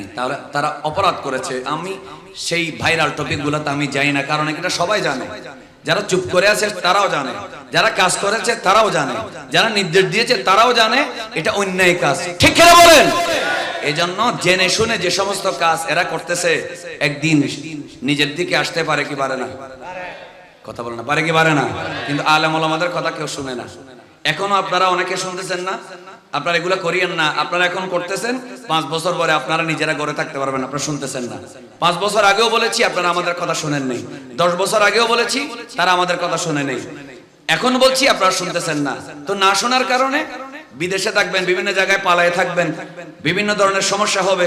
একটু আওয়াজ করে বলেন, আল্লাহ এবং রাসূলের কথা আলেম ওলামাদের মুখ থেকে যেগুলো বের হয়, এগুলো আমাদের শোনার দরকার আছে না নেই? এগুলা কি হুজুরদের কথা নাকি আল্লাহর কথা? এগুলা কি কথা, কি জবান, শব্দ, সাউন্ড, আমার জিহ্বার নড়াচড়া, আমার ভিতরে কণ্ঠনালীর থেকে যে আওয়াজ বের হচ্ছে, আপনি কি মনে করেছেন এগুলো আমি বলছি না? আল্লাহ বলছে আয়াহাসাবুল ইনসানু আল্লান নাজমা ইযামা, তুমি মনে গেছো, তুমি কি মনে করেছো হাড্ডির সাথে মাংস আলাদা হয়ে গেছে, কবরের সাথে মিশে গেছে? তোমাকে আমি আবার কেমনে বানাবো? বানানোর পরেই তো মারতে হবে, জিন্দা করতে হবে, জিন্দা করার পরে পোড়াইতে হবে, জাহান্নামে দিতে হবে, লোহার ডান্ডা দিয়ে শাস্তি দিতে হবে। তো আমি তো মিশে গেলাম, কবরের মধ্যে যে মিশে যায় তার আবার শাস্তি কিসের? এটা তখনকার কাফেররা মনে করত, এখন অনেক মুসলমানের ছেলেরাও মনে করে। এজন্য আল্লাহ বলে সূরা কিয়ামায় আয়াহাসাবুল ইনসানু আল্লান নাজমা ইযামা, মানুষ কি মনে করেছে আমি তার হাড্ডিগুলা আবার মাটিতে মিশে দেওয়ার পরে বানাইতে পারবো না? এরপর আল্লাহ বলে বালা কাদিরিনা আলা আন নুসাওয়িয়া বানানা, শুধু আমি হাড্ডি বানাইতে পারবো তা না, মাংস বানাইতে পারবো তা না, চামড়াও আগের মতো বানাতে পারবো তা না, বরং আলাদা আলাদা সিম কেনার জন্য, রেজিস্ট্রেশন করার জন্য যে ফিঙ্গারপ্রিন্ট দিয়েছো, আঙ্গুলের মাথার ছাপ ব্যবহার করেছো, বালা কাদিরিনা আলা আন নুসাওয়িয়া বানানা, আঙ্গুলের আলাদা আলাদা ছাপ 750-800 কোটি মানুষের আলাদা আলাদা আঙ্গুলের মাথার আলাদা আলাদা ফিঙ্গারপ্রিন্ট আছে। সেইভাবে আমি আল্লাহ আবার হাসরের ময়দানে বানানোর ক্ষমতা আমি আল্লাহর আছে। একটু জোরে বলেন না কেন সুবহানাল্লাহ? কে বলেছেন? আওয়াজ করে বলেন না, কে বলেছেন? চিন্তা করেন, দেখেন কখন বলেছেন কথাটা? যখন কাফেররা মনে করছিল মরলে মাটির সাথে মিশে যাবো, আবার কি জানলাম। এরকম বাংলাদেশে অনেক মুসলমানের ঘরে নাস্তিক আছে না নেই? এই জন্য ঢাকা ইউনিভার্সিটিতে, বুয়েটে, চুয়েটে, জার্মানিতে, চায়নায়, হার্ভার্ড ইউনিভার্সিটিতে, বিভিন্ন জায়গায় বিদেশে ছেলেদেরকে লেখাপড়া করার জন্য যখন পাঠাবেন, তখন তাকে ইসলামী বই দিবেন। সুন্নি লেখকদের বিভিন্ন কোরআনের তাফসীর, হাদিস, সুন্নি আলেম ওলামাদের লিখিত অসংখ্য বই আছে, সেগুলা দিবেন। সে বিদেশে গিয়ে লেখাপড়া করবে, সুন্নি থাকবে, ইমানদার থাকবে। না হয় সে বিদেশি ইউনিভার্সিটির ফ্রি সেক্স ফ্রি মিক্সিং দেখে বিভিন্ন মানুষের সাথে মিশতে মিশতে সে নাস্তিক হয়ে যাবে। এই ধরনের অনেক ইউরোপ আমেরিকায় মুসলমানের ছেলে যার বাবা নামাজ পড়তো 5 ওয়াক্ত, কিন্তু ছেলে আমেরিকায় গিয়ে, ব্রিটেনে গিয়ে, জর্ডানে গিয়ে, জার্মানিতে গিয়ে নাস্তিক হয়ে গেছে। এই ধরনের আছে না নাই? আওয়াজ করে বলেন আছে না নাই? তারা কি বলে? মানুষ মরে গেছে, কবরে মিশে গেছে, মাটিও নাই, মাটির সাথে চামড়াও নাই, হাড্ডিও নাই, মারবে কোথায়? মারার জন্য তো বডি লাগবে, বডিও তো নাই। আল্লাহ বলে বালা কাদিরিনা আলা আন নুসাবিয়া বানানা, মিশে গেছো এজন্য মনে করো না যে মাফ হয়ে গেছে, না আমি আবার বানাবো, আবার রু দেব। শুধু তা না, আলাদা আলাদা যে ফিঙ্গারপ্রিন্ট এগুলাও আমি আলাদা আলাদা করে বানানোর ক্ষমতা আছে। আরেকবার জোরে বলবেন না সুবহানাল্লাহ? আল্লাহর ক্ষমতা আছে না নেই? আচ্ছা সহজ কথায় বলি, যিনি নাই থেকে বানাইতে পারে, বলেন যিনি, তিনি আবার বানাইতে পারে না? আরেকজন কারো সাহায্য লাগবে? এজন্য আল্লাহকে ভয় করতে হবে। তো কিয়ামতের কথা একটু এই জন্য বলেছি, এই বর্তমান সমসাময়িক আমাদের যুবক ভাইয়েরা এই মোবাইল, অ্যান্ড্রয়েড মোবাইল কি 16 প্রো ম্যাক্স এই সমস্ত বিষয় পেয়ে ছেলেদের মধ্যে বেলাল্লাপনা, ভাইয়াপনা বেড়ে যাচ্ছে, ঠিক কিনা বলেন? আমি একটা মাদ্রাসায় যেহেতু চাকরি করি, খেদমত করি আর কি, শিক্ষক, নিজেকে শিক্ষক বলতে শরম লাগে সবসময়, এটা একটা অহংকার সৃষ্টি হয়ে যায়। খেদমত করি, চাকরি করি, সেজন্য আমি এটা সব সময় অনুভব করি। ছাত্রদের অভিভাবককে আমরা ডাকাই, অভিভাবক সম্মেলন করি, 10ম শ্রেণীর একদিন, 9ম শ্রেণীর একদিন, আলিমের একদিন অভিভাবক সমাবেশ করি। একটাই বিচার, আপনাদের ছেলে পড়ে না, পড়া দিলে পরের দিন শিখে আসে না। আর মা বাবার একটাই কথা, হুজুর আপনি পড়া দেন, আপনার পড়া দেয় না ঠিক আছে, কিন্তু আমার ছেলে আমার কথা শুনে না। ছেলে যখন বাথরুমে যায় তখনও মোবাইল, যখন ভাত খায় তখনও মোবাইল। কি ভাত খাচ্ছে নাকি মাছের কাঁটা ঢুকাই দিচ্ছে কোনো খবর? কথা বলে না, কোনো খবর? বাজারে পাঠাচ্ছি, বাজারে স্লিপ দিছি, বলতেছে আলু আনবা, পেঁয়াজ আনবা, বেগুন আনবা, মরিচ আনবা, গাজর আনবা না। সে প্রথমে গিয়ে কিনছে গাজর। কেন? মা যখন গাজর আনবা না বলছে তখন গাজর এটা শুনছে, কিন্তু তার নজর তো ফেসবুকে, ঠিক কিনা বলে না? প্রায় বাবা, এটা মুরব্বী সবাই আমার সাথে একমত হবেন, ছেলেরা বাবার চেহারা দিকে দেখে না। তো এখনকার ছেলেরা 24 ঘন্টায় একবারও মার চেহারা দিকে দেখে না। আগে মার দিকে চোখে চোখে চোখ রেখে বেয়াদবি করতো, মায়েরা কষ্ট পেত। বাবার চোখে চোখে চোখ রেখে বেয়াদবি করতো, বাবারা কষ্ট পেত। সবাই না, কেউ কেউ। কিন্তু এখন মা বাবার একটাই দুঃখ, ছেলে আমার চেহারার দিকে একদিনেও 6 মাসে একবার দেখে না। আমার ছেলে, আমি জন্ম দিলাম, মাথার গাম পাই ফেলে আমি ছেলেকে মানুষ করতেছি, কলেজ ইউনিভার্সিটিতে পড়াচ্ছি, আমার চেহারার দিকে দেখে না। তার নজর হাঁটতে বসতে ঘরে বাইরে সব সময় মোবাইলের স্ক্রিনের দিকে। একটু জোরে বলেন ঠিক কিনা ভাইরা আমার? এগুলার সমাধান করার দরকার আছে না নাই? এই ঠিক শব্দটা ছেলেদের থেকে বের হয় না, কারণ তারা বলে আমরা নিজেরাই তো রোগী, ঠিক কিনা বলেন? আচ্ছা আমি কি ভুল বলেছি? আপনারা মুরব্বীরা বলেন, আপনাদের ছেলে আপনাদের চেহারার দিকে দেখে নাকি মোবাইলের দিকে? আমার মারা যারা আমার ওয়াজ শুনতেছেন তারাও আমার সাথে একমত হবেন। মার সামনে বসে আছে, মাও ভাত খাচ্ছে, সেও ডাইনিং টেবিলে বসেছে, মার দিকে দেখতে হবে। মা 5 বছর আগে কিরকম ছিল, এখন 5 বছরের মধ্যে মায়ের চেহারা কেন মলিন হয়ে গেল, তিনি কেন একটু শুকিয়ে গেলেন, কেন ওনার চেহারাটা একটু চিন্তার রেখা, ওনার চোখের নিচে কেন কালি পড়ে যাচ্ছে, ওনার চেহারা কেন মলিন, এগুলো ছেলে জিজ্ঞেস করার দরকার আছে না নেই? এগুলো জিজ্ঞেস করার দরকার আছে না নেই? কিন্তু ছেলের নজর মায়ের চেহারার দিকে, টেবিলে বসে আছে মায়ের সামনে, নজর কোথায়? মোবাইলে। মনে কষ্ট লাগতেছে না? মনে কষ্ট আনিয়েন না, এটা আজকে থেকে অ্যাপ্লাই করবেন। কারণ বাবা যখন বুড়া হয়ে যায়, মা যখন বুড়া হয়ে যায়, আমরা এখন মাঝামাঝি বয়স, তো এখন আমরা বুঝতেছি বুড়াও না বুড়াও না, এটা মাঝামাঝি বয়স। বুড়াও না একবার বেশি, বুড়াও না মাঝামাঝি, আমরা বুঝতেছি। মা বাপ যখন বুড়ো হয়ে যাবে, আঙ্গুর আপেল দামি সুট কোট, মা দামি স্বর্ণ চাঁদি চাইবে না, শুধু ছেলের থেকে মেয়ের থেকে টাইম চাইবে। না না, মহব্বত কি? মহব্বত কি আপনি বলবেন বাবা আই লাভ ইউ, এটা বলবে? কেউ বলবে না। টাইম, টাইম কি বলে না, আরো জোরে বলে না, কি টাইম চাইবে। মানে আপনি তাকে গোটা দিনে আধা ঘন্টা বসে বাবার পাশে বসে গল্প করেন, তার কলিজা ঠান্ডা হয়ে যাবে।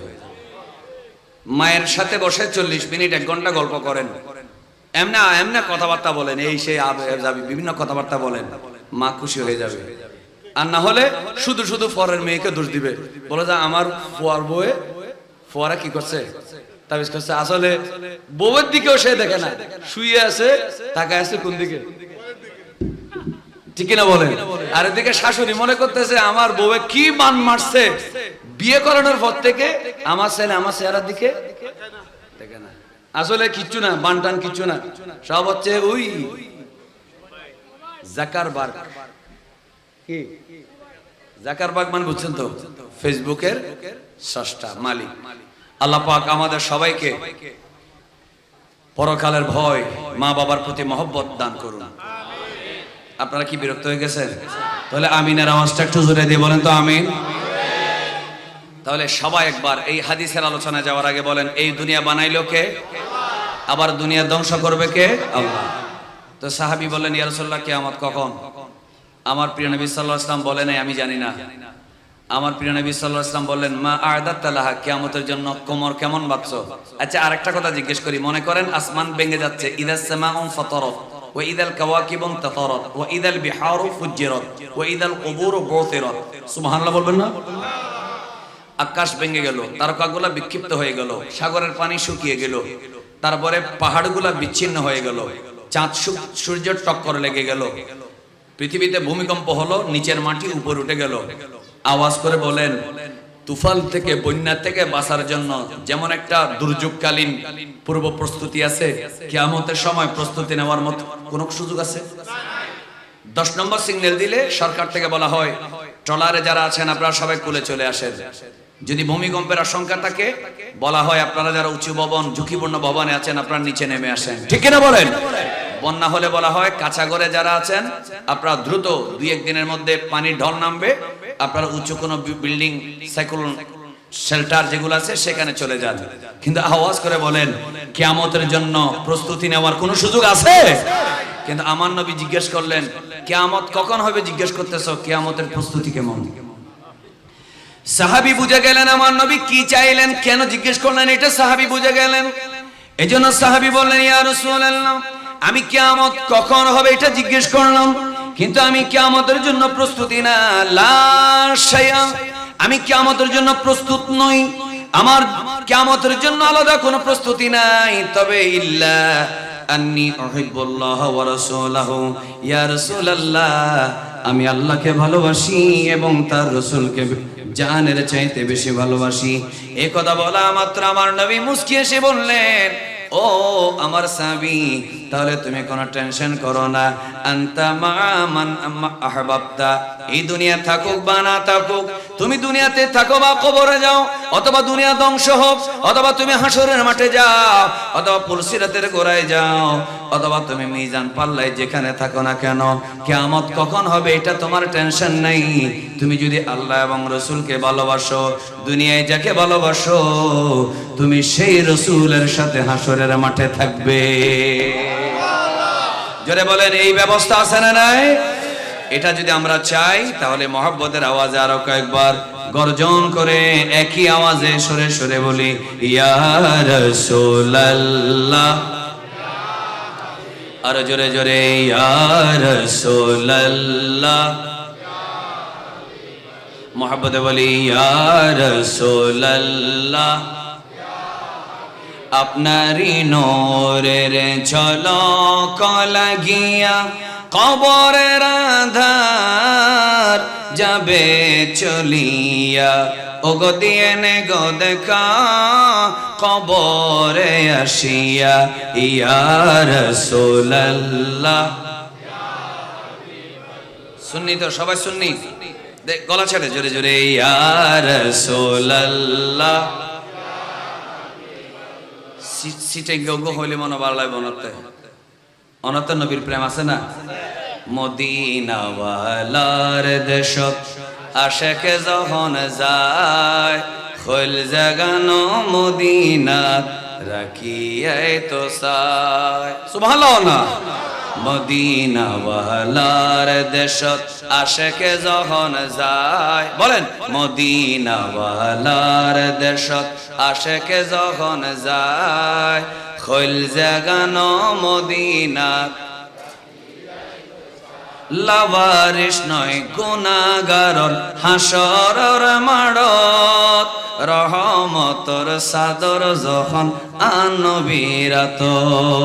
সুবহানাল্লাহ না, লাওয়ারিস নয় গুনাহগারর হাসরর মাড়ত, রহমতর সাদর যখন মুস্তাফারাত। হড়ে যাইব দয়াল নবী, হড়ে যাইব দয়াল নবী, উম্মত ফেলায়।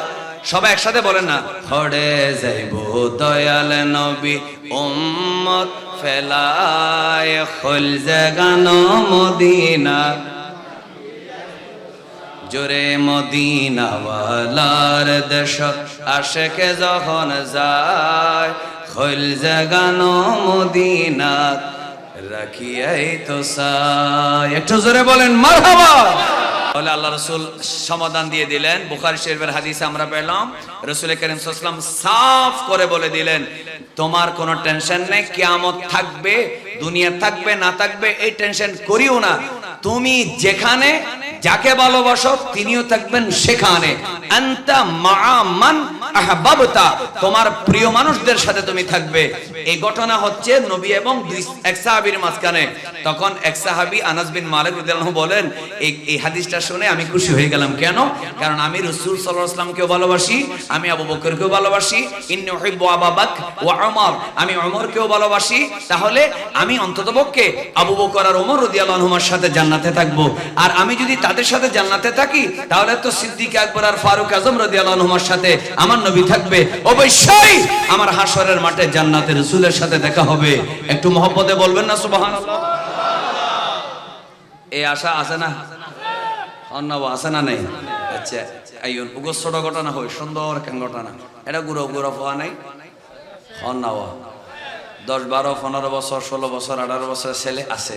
এই ধরনের ছেলেরা থাকলে মাহফিল জমে, আমার ভালো লাগতেছে। আল্লাহ এই ছেলেগুলাকে নামাজ হিসেবে কবুল করুক। আল্লাহ এই ছেলেগুলাকে মা বাবার অনুগত হিসেবে থাকার তৌফিক দান করুক। এগুলো শোনেন, এগুলো কথার কথা না, এগুলো আমরা বাস্তবে অনুভব করতেছি। যেখানে যাচ্ছি বিভিন্ন জায়গায় মা বাবা অনেকে বলে অনেকে বলে না, হুজুর ছেলে কথা শুনে না, ছেলে কথা শুনে না, ছেলে শাসনের বাইরে চলে গেছে। আচ্ছা যাক, অনেক কথা আসছে কিন্তু এগুলো রেখে রেখে বলতে হয় আর কি, অন্যদিকে চলে যাবে। সেজন্য আল্লাহ আমাদের ছেলেদেরকে মা বাবার অনুগত থাকার তৌফিক দেয়। নবীকে দলের চাইতে, দল, মত, মার্কা, পার্টি, নেতা, কর্মী, ক্যাডার সবকিছু চাইতে রাসূলকে বেশি ভালোবাসার তৌফিক দেয়। ঠিক না? নবীকে আপনি 2 নম্বর 3 নম্বরে রাখবেন, দলকে প্রাধান্য দিবেন, হাসরের মাঠে রাসূল আপনাকে নিবে, এই জন্য মাথায় রাখবেন। বড় আশ্চর্য লাগে, সুন্নিরা নবীর জন্য মিছিল করে, এরা মিছিল বন্ধ করার জন্য মিছিল করে। মিছিল জিনিসটা যদি বেদাত হয় তাহলে জুলুসের বিরুদ্ধে মিছিলও তো বেদাত, ঠিক না বলে না? তাহলে বোঝা গেল এদের সমস্যা মিছিলের সমস্যা না, এদের সমস্যা হচ্ছে নবীকে নিয়ে সমস্যা। নাউজুবিল্লাহ বলেন না? আচ্ছা আমার নবী কি সমস্যা নাকি রহমত? জোরে বলতে হবে। আমার নবী কি সমস্যা নাকি রহমত? আমার নবী কি মুশকিল নাকি মুশকিলের আসান? আমার নবী মুশকিলের হল, আমার নবী সমস্যার সমাধান। সুবহানাল্লাহ বলো না কেন? আর এরা নেতার জন্য মিছিল করবে, জায়েজ, কোরআন হাদিসের দলিল না থাকলেও জায়েজ। পার্টির জন্য মিছিল করবে, জায়েজ। গণতন্ত্র জায়েজ, সব জায়েজ। কিন্তু নবীর জন্য মিছিল করলে বলতেছে কি জুলুস আসবে যেই দিকে, লাশ পড়বে সেদিকে। নাউজুবিল্লাহ বলেন, নাউজুবিল্লাহ বলেন আপনারা।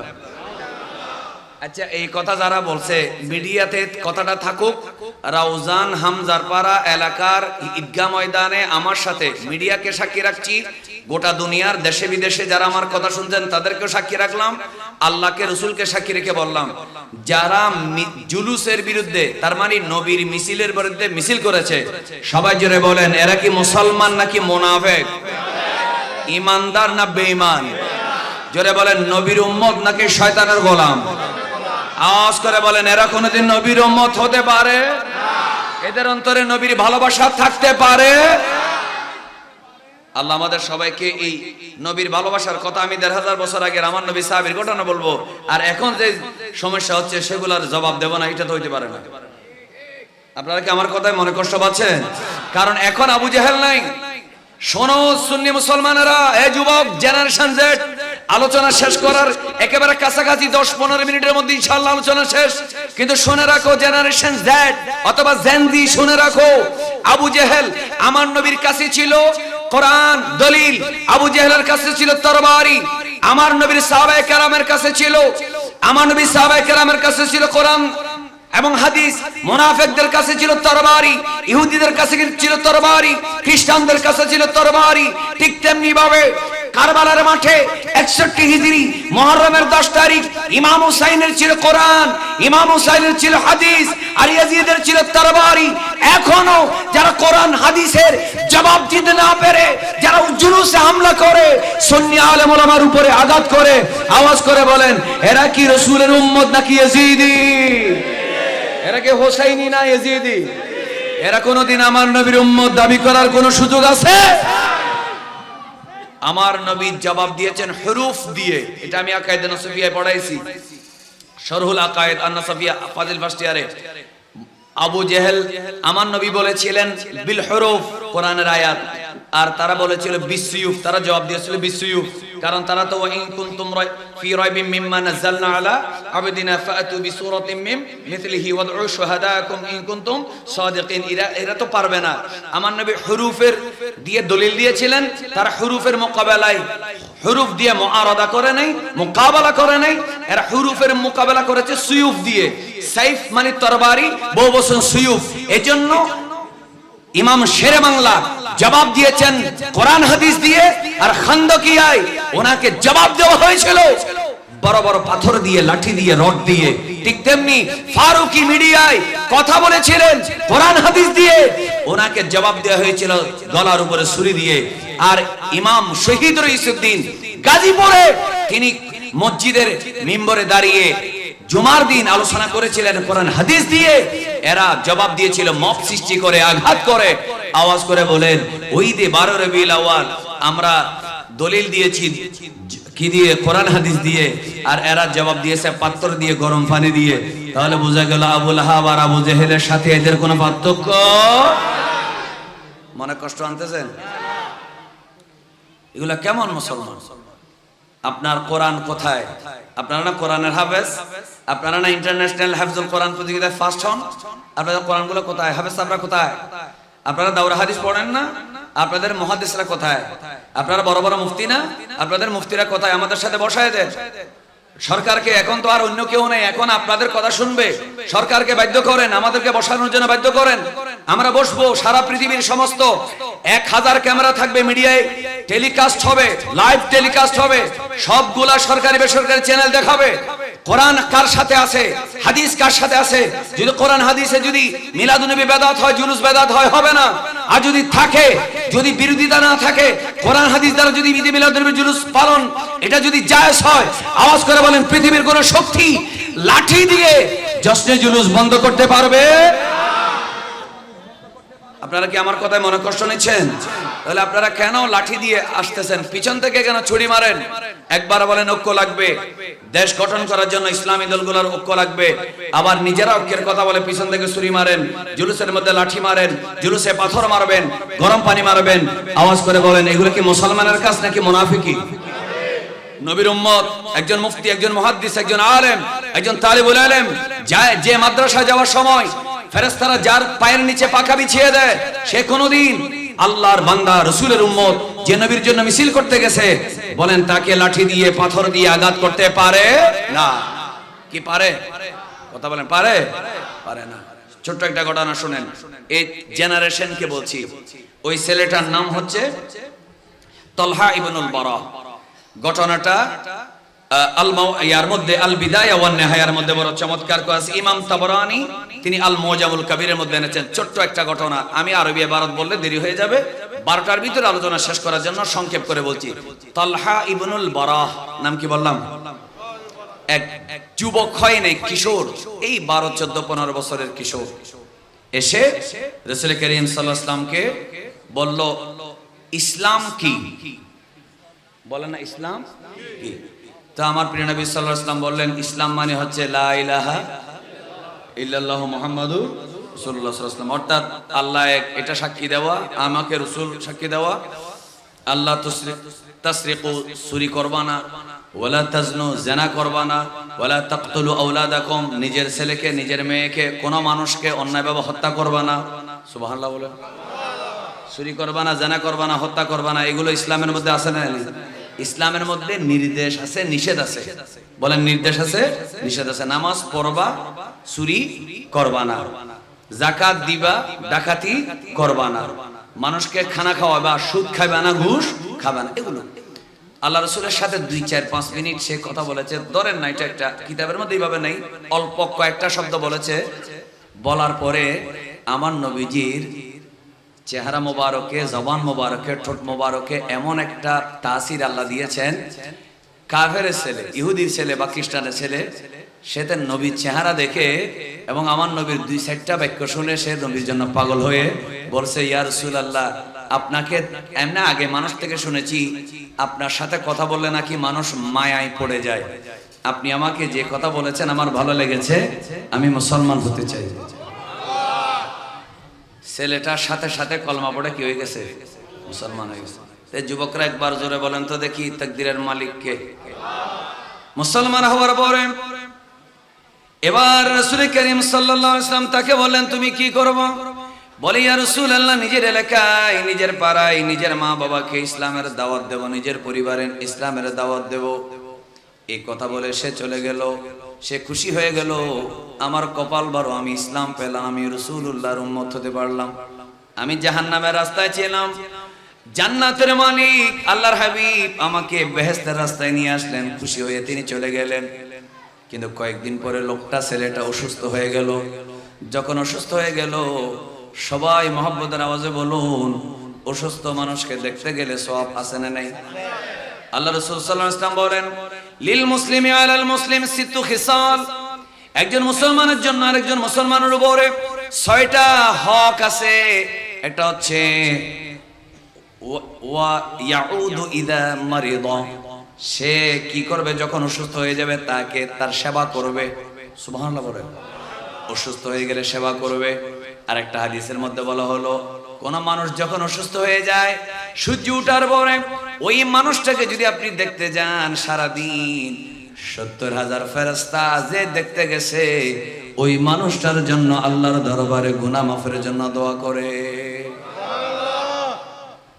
কার জন্য? যে দেখতে গেছে তার জন্য।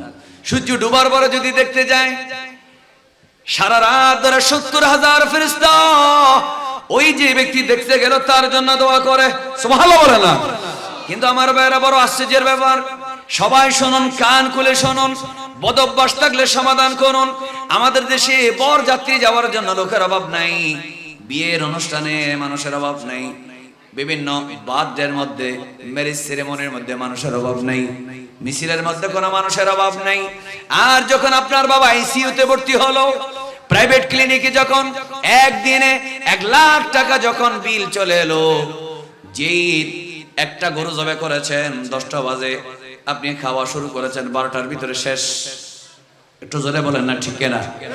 যে মানুষগুলা 10টার থেকে 12টার মধ্যে 10 মণ ওজনের গরুর মাংস খেয়ে সাফ করে ফেললো, সেই মানুষগুলা আরেকদিন যখন আপনার বাবা অথবা মা যখন আইসিইউতে গেল, কারো কোনো দেখা নাই, কেউ ফোন করে না, কারো গ্যাস্ট্রিক বেড়ে গেছে, কারো আলসার বেড়ে গেছে, কারো প্রেসার বেড়ে গেছে, কেউ বিভিন্ন কাজে ব্যস্ত হয়ে গেছে। তাহলে বোঝা গেল আমাদের ফালতু কাজের মধ্যে যথেষ্ট মানুষ পাওয়া যায়, সওয়াবের কাজের মধ্যে মানুষ পাওয়া যায় না। মেজবান দিলেন 10 গরু 2 ঘন্টায় আপনি খাওয়াতে পারবেন, এই ধরনের এলাকা আছে না নেই? আওয়াজ করে বলেন আছে না নেই? কিন্তু আপনি মেডিকেলে ভর্তি হয়ে গেলেন, আইসিইউতে গেলেন, আপনার বাবা আইসিইউতে গেল, দেখার জন্য মানুষ নাই। ফেসবুকে দিতে হয় অমুক গ্রুপের ব্লাড ওয়ালা কেউ আছো কিনা, তাড়াতাড়ি যোগাযোগ করো, ঠিক কিনা বলেন? তাহলে এতগুলা যেই গরু খেয়ে ফেললো, এরা কোথায়? এরা নাই। একবার জোরে বলেন এরা বলেন এরা নাই। লোকটার অসুখ হয়ে গেল, ছেলেটার। আমার নবীর কোনো অহংকার আছে? আল্লাহ রাসূল তাকে দেখতে গেলেন। যে কথাটা বলছিলাম, অসুস্থ রোগীকে দেখতে গেলে 70,000 ফেরেশতা কার জন্য দোয়া করে? যে দেখতে যায় তার জন্য দোয়া করে। এই জন্য বিয়ে শাদীতে, বিভিন্ন মুসলমানের অনুষ্ঠান, কানসেদনের অনুষ্ঠান, বার্থডের অনুষ্ঠান, এগুলাতে যেতে না পারলেও অসুস্থ হলে দেখতে যাবেন। এতে আত্মীয় বেশি খুশি হবে এবং আল্লাহও বেশি খুশি হবে, আপনার গুনাহ মাফ হয়ে যাবে। একটু জোরে বলেন সুবহানাল্লাহ। আমাদের গুনাহ আছে না নাই? গুনাহ মাফ করানোর জন্য বিয়ের অনুষ্ঠানে না, গুনাহ কামাইতে চাইলে ওই আরেকজনের বউকে নিয়ে স্টেজে সেলফি তুলবেন যদি গুনাহ কামাতে চান। আর গুনাহ যদি কর পরে যে আকার, এটা বাদ দেন। গুনাহ যদি কমাতে চান, দুইটা শব্দ বলবো, একটা যদি গুনাহ কামাতে চান, সাফ কথা, আমি কাউকে সংকোচ করে বলি না। গুনাহ যদি কামাতে চান, বিয়ে খেয়ে চলে আসবেন না, স্টেজ উঠবেন, আরেকজনের বউকে নিয়ে সেলফি তুলবেন। এটা হচ্ছে গুনাহ কামাতে চাইলে। আর যদি গুনাহ কমাতে চান, তাহলে বিয়ের অনুষ্ঠানে স্টেজে যাবেন না, মানুষ অসুস্থ হলে দেখতে যাবেন, গুনাহ কমে যাবে। 70,000 ফেরেশতা আপনার জন্য পক্ষ হয়ে গুনাহ মাফ চাইবে। একবার চিৎকার করে বলেন তো সুবহানাল্লাহ। এই কথার উপরে আপনাদের বিশ্বাস আস্থা আছে? এটা রাখবেন। আল্লাহ রাসূল সাল্লাল্লাহু আলাইহি ওয়াসাল্লাম তাকে দেখতে গেলেন। ভালোবাসা কাকে বলে দেখেন। আমার নবীজি তার কপালের উপরে হাত রাখলেন। হাত রাখার পরে রাসূল করিম সাল্লাল্লাহু আলাইহি ওয়াসাল্লাম, ও সুন্নি ভাইরা, শেষ ভালো যার, সব ভালো তার, একবার কলিজার থেকে জোরে জোরে আওয়াজ দিয়ে বলেন, আমার নবী কি কখন মারা যাবে, কার হায়াত কতদিন, এই কথা জানার ক্ষমতা আমার নবীর আছে না নাই? আলিমুল গায়বি ফালা ইউযহিরু আলা গায়বিহি আহাদান ইল্লা মান ইরতাদা মির রাসূল। অন্য আয়াতে আল্লাহ তাআলা বলে, ওয়া মা হুয়া আলাল গায়বি বিদানীন। আল্লাহ তাআলা এক সূরার মধ্যে বলে, আল্লাহ তাআলা নিজে আলিমুল গায়ব, এটা কাউকে আল্লাহ ফালা ইউযহিরু আলা গায়বিহি আহাদা, কাউকে জানান না, ইল্লা মান ইরতাদা মির রাসূল, রাসূলের মধ্যে যাকে পছন্দ হয় আল্লাহ তাকে গায়ব জানায় দেয়। আর অন্য আয়াতে আল্লাহ বলে, ওয়া মা হুয়া আলাল গায়বি বিদানীন, আমার নবী গায়বের খবর জানায় যাওয়ার সময় কৃপণতা করেন না। এজন্য আমার নবী বলে দিয়েছিলেন, বদরের যুদ্ধে এই জায়গায় আবু জেহেল মরবে, এই জায়গায় উতবা মরবে, এই জায়গায় শাইবা মরবে, এই জায়গায় রবিয়া মরবে। সন্ধ্যায় দেখা গেল যেখানে আমার নবী লাঠি দিয়ে দাগ দিয়েছেন, সেই জায়গায় জাহান্নামীদের লাশগুলা পাওয়া গেল। এজন্য আমার ভাইরা, এই যে হামজার পাড়া ঈদগাহ মাঠে যারা বসেছেন, আরেকবার আওয়াজ করে বলুন, আমার নবী গায়বের খবর জানে কি জানে না? এজন্য শায়ের বড় চমৎকার করে বলেন, আউয়াল ও আখিরে সব কুছ জানে, দেখে বঈদ ও কरीब, গায়ব কি খবরি দেনে वाला, গায়ব কি খবরি দেনে वाला, अल्लाह का हबीब नबी जी, अल्लाह अल्लाह মাশাআল্লাহ। আর আরেকটা নাত আছে, এটা মাওলানা শিহাবুদ্দিন বহুত সুন্দর করে পড়তে পারবে, মাশাআল্লাহ, আমার ভালো লাগে। আমরা একই মসজিদে আছি, আমার সাথে দেখা হয়, আমার মসজিদে উনি নামাজ পড়ান, ইমাম সাহেব এখানে জুমা পড়ান। সবাই বলেন মারহাবা। আল্লাহ তাআলা হায়াতে, ইলমে, কণ্ঠের মধ্যে আরো বরকত দান করুন, আমিন বলে। আমি ছোটকালে কোনো শায়ের ছিলাম না, ওয়াজ করতে গিয়ে কিছু গলা দাঁড়াইটারে নাতটা শিখছি। ওয়াজ করতে গিয়ে ছোটকালে, আসলে আমার বন্ধুরাও জানে আমি ছোটকালে শায়ের ছিলাম না, এই গাইতে গাইতে গলা কি গাইতে গাইতে গলা অসুবিধা হচ্ছে নাকি আপনাদের? ওই ওদের মতো হচ্ছে না, সুন্দর হচ্ছে না আর কি। जो हो चुका है जो होगा हुजूर जानते हैं तेरे अता से खुदाया हुजूर जानते हैं। शायर बोलतेছে যা হয়েছে যা হবে সব আমার নবী জানে। আল্লাহ ও আল্লাহ তোমার দেওয়া জ্ঞানে আমার নবী জানে। জোরে বলেন না মারহাবা। সেটাকে আল্লাহ কোরআনে বলেছেন ওয়াল্লামাকা মা লাম তাকুন তা'লাম ওয়া কানা ফাদলুল্লাহি আলাইকা আযীমা। আর অন্য আয়াতে আল্লাহ বলে সূরা রহমান আর-রহমান পড়েন আর-রহমান আল্লামাল কুরআন খালাকাল ইনসান আল্লামাহুল বায়ান। একটু জোরে বলুন আল্লাহু আকবার। তাহলে বায়ান মানে হলো বায়ান মা কানা ওয়া মা ইয়াকুনু, যা হচ্ছে যা হবে সবকিছু আমার নবী জানে। বলেন আমার নবী জানে কি জানে না? কে জানিয়ে দেয়? আল্লাহ। তো রাসূল কারীম সাল্লাল্লাহু আলাইহি ওয়াসাল্লাম বাচ্চাটার কপালে হাত রেখে বুঝলেন শেষ আলোচনা, এর আর সময় নাই।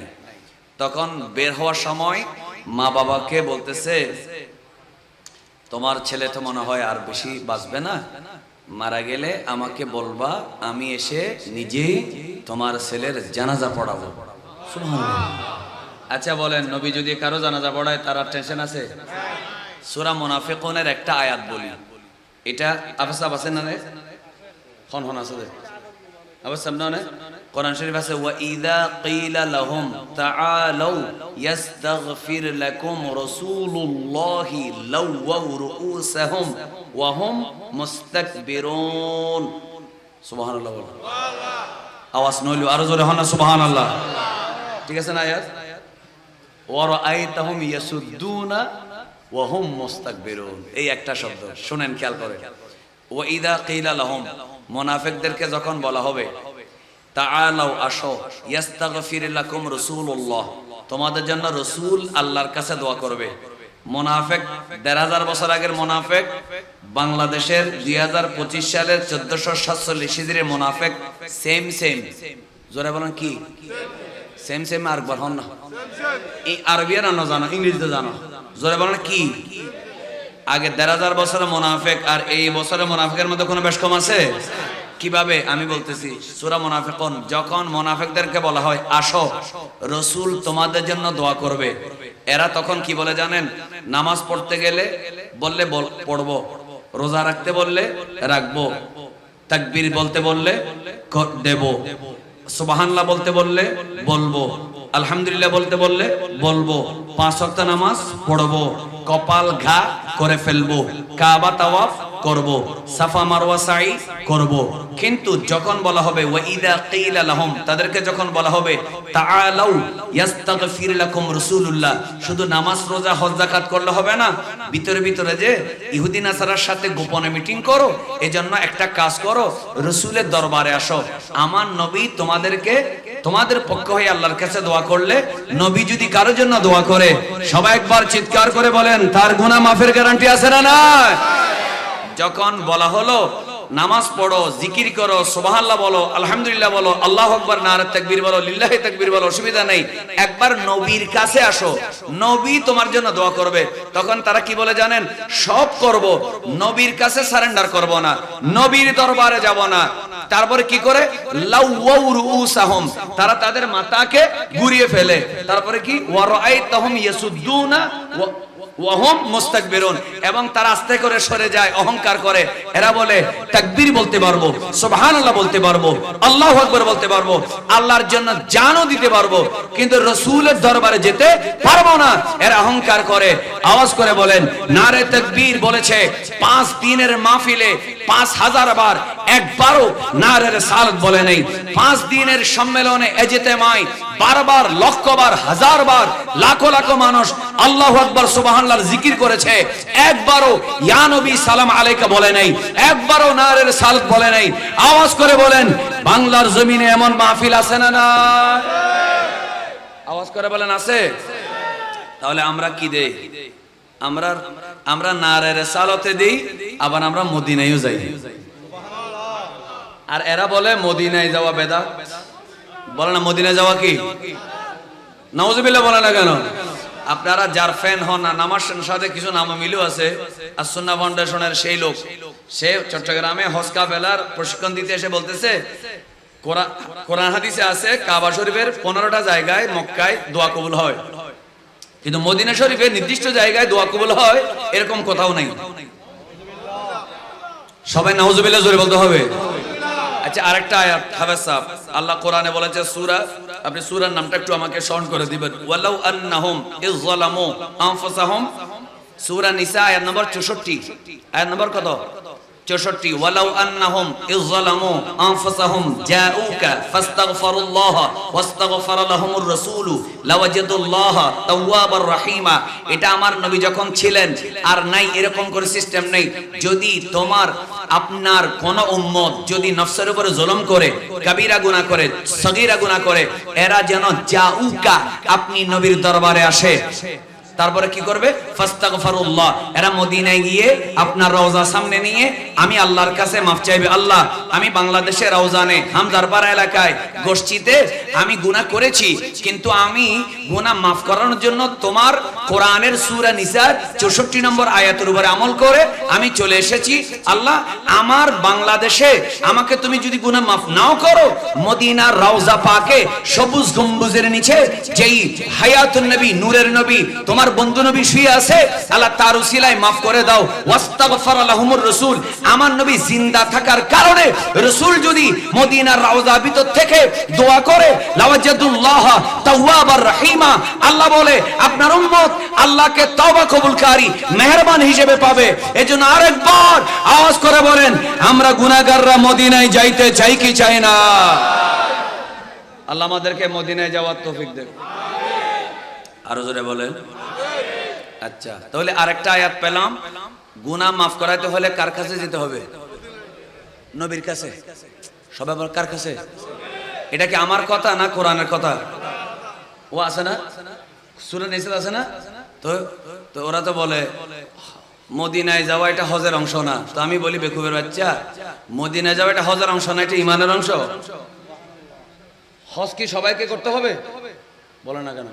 হজ ফরজ হলে না করতে হবে, ফরজ না হলে তো করার দরকার নাই না, দরকার আছে। অর্থাৎ করাটা তার জন্য ফরজ না। পারলে তো কারো যদি হজ ফরজ নাও হয়, কর্জ করে হজ করলে তো সওয়াব আছে। কথা বলে না কেন? আছে না নেই? এটা তো ফরজ ওয়াজিবের বিষয়, কিন্তু মদিনায় যাওয়া এটা তো ঈমানের বিষয়। নবী যেখানে উম্মত সেখানে, ঠিক কিনা বলেন না ভাই আমার? এজন্য আমরা মদিনায় যাইতে চাই কি চাই না? যারা মদিনা যাওয়ার ইচ্ছা আছে, আলোচনা শেষ, ঘটনার মধ্যে আর 2-3 লাইন বাকি আছে। আমি এগুলো সব ঠিকঠাক করে কেন যাচ্ছি জানেন? বাংলাদেশে শিক্ষার হার যখন কম ছিল, সুন্নি আলেম ওলামাদের ওয়াজ মানুষে শুনতো, তখন মানুষে বুঝতে পারতো মদিনায় যেতে হবে, মদিনায় না গেলে উপায় নাই। আর যখন একটু লেখাপড়া বিষয় হয়ে গেছে, বিভিন্ন ফাউন্ডেশন মার্কা, এই যে ফেসবুকে 1 মিলিয়ন 10 মিলিয়ন ফলোয়ার ওয়ালা বিভিন্ন শেখকে যখন লাইক আর ফলো দিল, এরা বলতেছে মদিনায় না গেলেও হজ হয়ে যায়। আস্তে আস্তে মদিনা থেকে মানুষকে ছুটায় ফেলে। এরা বলে, ইবনে তাইমিয়া আহলে হাদিসদের ইমাম, সে বলেছে কেউ যদি সওয়াবের নিয়তে গুনাহ মাফ হয়ে যাবে, রাসূল দেখবে, দোয়া করবে, এই নিয়তে যদি রাসূলুল্লাহর রওজার জিয়ারতের নিয়তে মদিনায় যায়, এটা নাকি বেদাতের সফর হয়। তো বেদাত মানে গুনাহ, এজন্য গুনাহ হয়ে যাবে। চিৎকার দিয়ে বলবেন না নাউজুবিল্লাহ? মদিনায় গেলে কি গুনাহ হয় না সওয়াব হয়? ইবাদত কবুল হয়। বলেন ইবাদত। পানি দেখেছি, আমি বুঝতে পেরেছি আমার হায়াত আর বেশি নাই। বলেন আমার হায়াত আর বেশি নাই। আমি মাত্র কয়েকদিন আগে মুসলমান হলাম, আমি মারা যাব। খবরদার, আমি যদি গভীর রজনীতে মারা যায়, যখন রাসূল শুয়ে যান ওই সময় যদি মারা যায়, তাহলে গভীর রাতে নবীকে আমার জানাজা পড়ানোর জন্য ডাকবে না। আরো জোরে বলেন। বলেন আমাকে ডাকবে। আচ্ছা, আমরা কি বলবো? আমার দরকার হলে 2 দিন ফ্রিজে রাখি দেবে, তারপরে নবী দিয়ে কি পারবে? এটা কিন্তু ছেলেটা বলতেছে কি রাতের বেলা ডাকবে না কেন? কারণ হচ্ছে মাকে বলতেছে ছেলেটা, মা আমি আমার জানাজা পড়াইলে নবীর লাভ না আমার লাভ। সুবহানাল্লাহ বলেন না, আমার জানাজা পড়াইলে কার লাভ? কিন্তু রাতের বেলা যদি আমার জানাজা পড়ানোর জন্য রাসূল করিম সাল্লাল্লাহু আলাইহি ওয়াসাল্লাম আমার ঘরে আসে, মাঝখানে বনু কুরাইজা বনু নজিরের ইহুদিরা আছে, এরা দিনের বেলায় রাসূল করিম সাল্লাল্লাহু আলাইহি ওয়াসাল্লামকে সম্মান করলেও রাতের বেলা ঠিকই মিটিং করে কেমনে ওনাকে মদিনা থেকে তাড়ানো যায়। যদি রাতে আমার নবী আমার জানাজা পড়াইতে আসে, একটা ঢিল যদি রাসূল করিম সাল্লাল্লাহু আলাইহি ওয়াসাল্লামের গায়ে লাগে, আমার ওই জানাজা ওই দোয়ার দরকার নাই, কারণ আমি আমার নিজের লাভের চাইতে রাসূলের সেফটিকে বেশি গুরুত্ব দিই, কারণ আমি আমার জানের চাইতেও আমার রাসূলকে বেশি ভালোবাসি। আর একটু জোরে বলেন।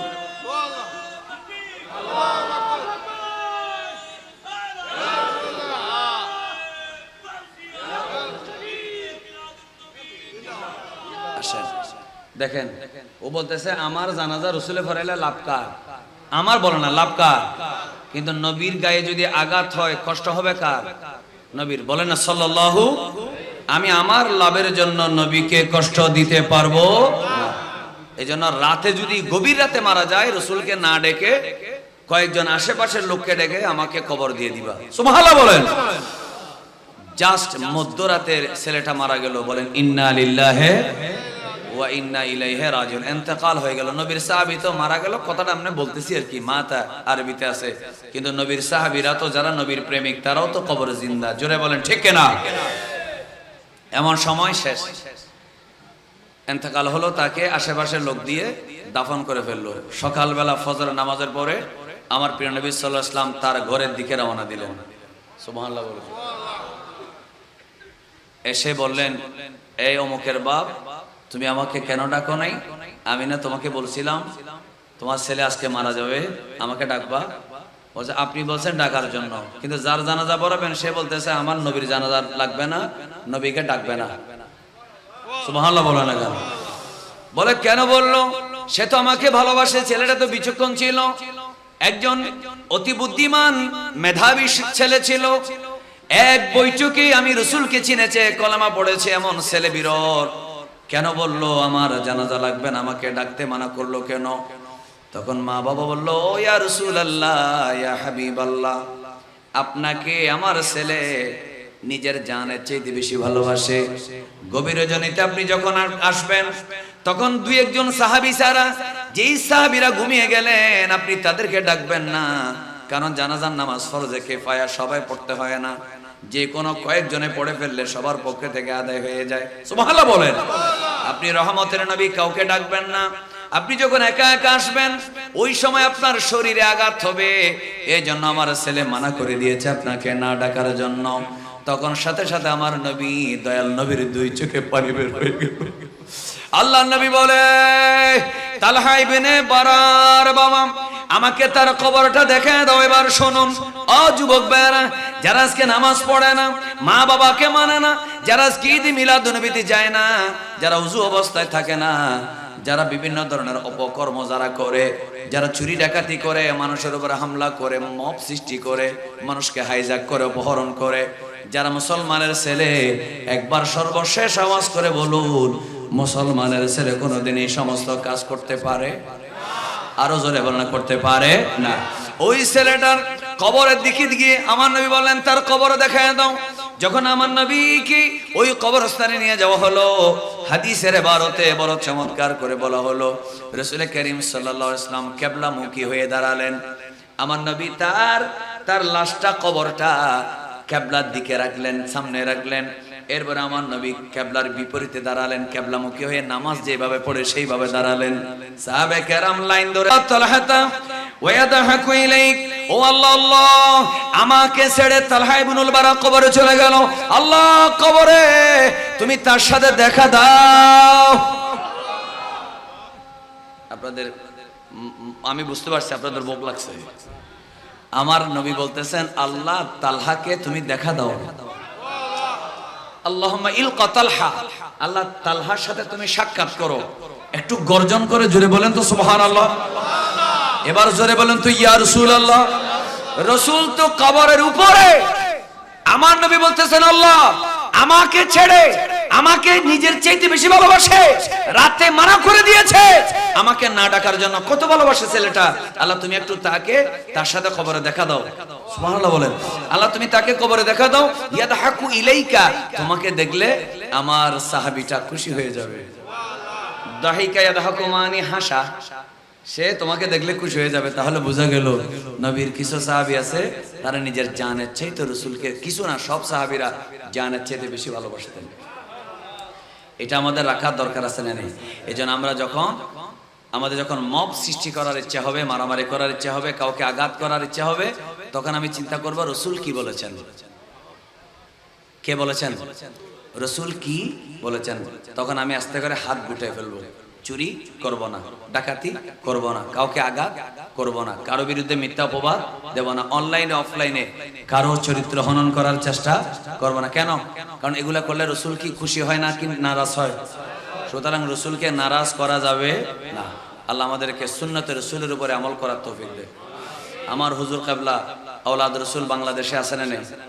নহরি তারা সাহেবলে গিয়ে না বেকুন এনে মহব্বত এনে ফোয়ানা হন মহব্বত আছে না। মান আহাব্বা ইজা আহাব্বা শাইআন আকসারা যিকরাহু, মান আহাব্বা শাইআন আকসারা যিকরাহু। কেউ যদি কাউকে বেশি ভালোবাসে তাকে বেশি বেশি স্মরণ করে। তা আপনি আমার হুজুর কিবলাকে ভালোবাসেন, রওজানে বসে থাকলে হবে? দেখে আসার দরকার আছে না নেই? অনেক মানুষ আছে পাকিস্তান গিয়ে আমার মওজুদা হুজুর কিবলাকে দেখে আসতেছেন। আমি আপনাদের সবাইকে নিয়ে দোয়া করছি আল্লাহ তাআলা আমার মওজুদা হুজুর কিবলার হায়াত দারাজ করুন। আরো জোরে বলেন আমিন।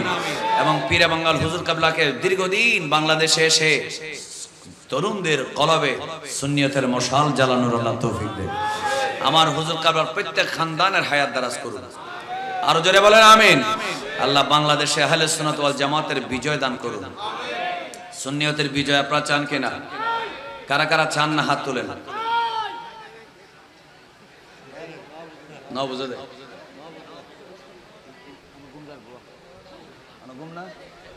সুন্নিয়তের বিজয় আপনারা চান?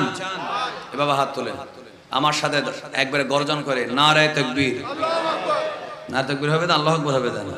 এভাবে নারায়ে তাকবীর, নারায়ে রিসালাত, জোরে নারায়ে রিসালাত, গলা ছেড়ে নারায়ে রিসালাত, নারায়ে গাউসিয়া, শাহিনশাহ শ্রীকোট, আহলে সুন্নাত ওয়াল জামাত। গলা ছেড়ে দুইবার বলবেন জিন্দাবাদ জিন্দাবাদ। এইভাবে হাত তোলেন। আহলে সুন্নাত ওয়াল জামাত, আহলে সুন্নাত ওয়াল জামাত। আমরা সুন্নি হয়ে কবরে যাইতে চাই কি চাই না? হাত নামান। আজকে ঈদে মিলাদুন নবীর উসিলায় আল্লাহ এটাকে কবুল করুন, আমিন। অনেকে খাবার খান নাই, ওই এশার আগের থেকে পরের থেকে বসে আছেন, আমি জানি। ওনারা নাড়াচাড়া করেন নাই, আপনাদের কষ্ট হবে, সেজন্য আমি আর বেশি আলোচনা দীর্ঘায়িত করলাম না। আমরা জানের চাইতে রাসূলকে বেশি ভালোবাসি। তবে একটা মোনাজাত আল্লাহর কাছে থাকবে, মরণের টাইমে যেন রাসূলকে পাই।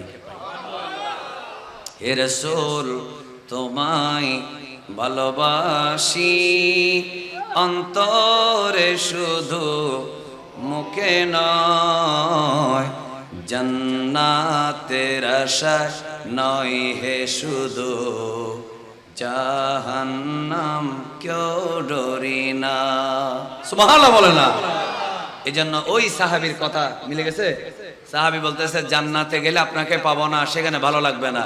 তখন আমার নবী বলে জান্নাতে আমাকে যে ভালোবাসে সে আমার সাথে থাকবে। একটু জোরে বলেন মারহাবা।